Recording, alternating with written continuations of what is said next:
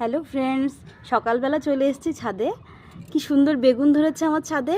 প্রায় মাঝে সাঝে এর আগে কয়েকটা খেয়েছি, কিন্তু এত বড়টা হয়নি। তারপর কয়েকবার হয়ে গিয়েছিল পোকা। এখন এর বেগুনগুলো দেখছি খুব ভালো হয়েছে। তো সকালবেলা চলে এসেছি বেগুন তুলতে। দেখো কি সুন্দর বেগুন। এই বেগুনটাকে আমি নোনা ইলিশ দিয়ে করব, দারুণ লাগবে খেতে। এই যে এই গাছটাতে একটা হয়েছে। হ্যাঁ, বেগুন না কিনলেও হয়ে যাবে আমার একটা তরকারির জন্য এনাফ।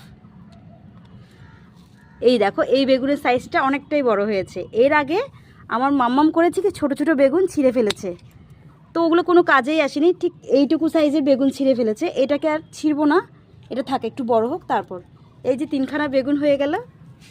মাম্মাম, এগুলোতে তুমি কি খাবে? কি রান্না করবে বলো? এগুলোতে কি খাবে বলো? বেগুন দিয়ে কি করবো? ভালো করবো, ভাজা করবো।